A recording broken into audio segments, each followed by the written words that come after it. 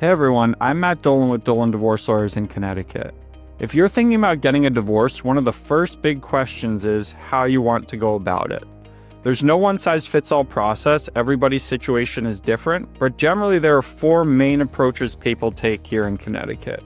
Handling divorce on your own without lawyers, hiring attorneys for traditional representation, working with a mediator, or going through what's called a collaborative divorce. Each has pros and cons, and in this video I'll walk you through what each approach looks like and who it tends to work best for.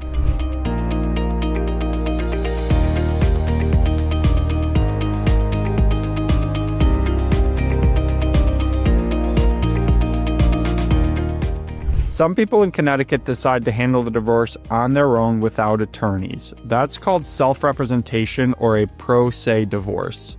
This can work if your case is simple, maybe a short marriage, no kids, few assets, and both spouses agree on everything.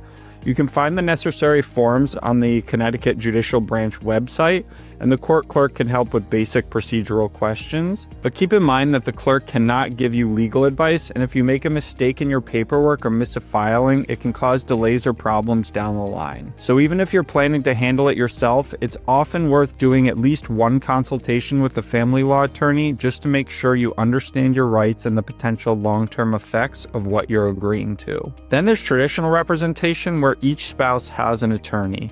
This is the approach most people think of first, and it's usually the right choice when things are more complicated or contentious. Having an attorney doesn't mean your divorce has to be hostile or end up in court. A good attorney will focus on negotiation and settlement first and only go to trial if it's truly necessary. The benefit of full representation is that you have someone experienced guiding you through the process and negotiating on your behalf. Of course, it does come with higher legal fees than doing it yourself, but for many people, the peace of mind and clarity are well worth it. Another option is mediation. In mediation, both spouses meet with a neutral third party, the mediator, who helps you reach an agreement on all the issues in your divorce. Mediation can be a great fit if you and your spouse are able to communicate and are both motivated to reach a fair resolution. If successful, it's usually less expensive and faster than going through lawyers in court. It also gives you both more control over the outcome. Instead of a judge making decisions for you, you're making the decisions on your own. One important thing to remember is that mediators don't represent either you or your spouse. They're neutral and they can't give you legal advice.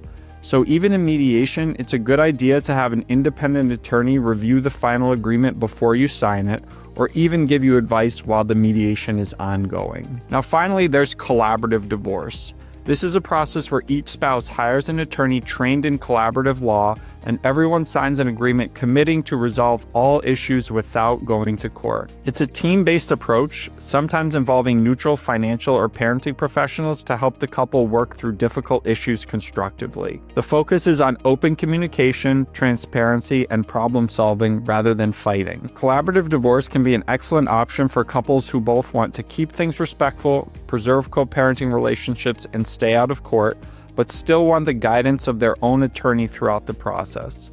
The one drawback is that if the collaborative process breaks down, both attorneys have to withdraw and each spouse needs to hire new counsel to go to court with them. So to recap, self-representation can work for very simple, low-conflict cases.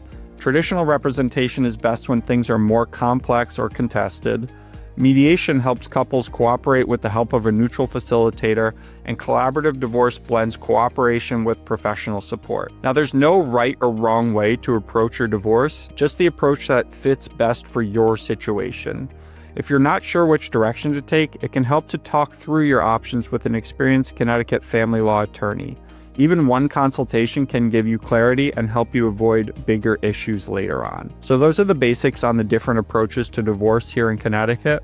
As usual, if you have any additional questions, you can contact our office. And if you are looking for representation in a divorce or family law case here in Connecticut, we would invite you to contact our office as well.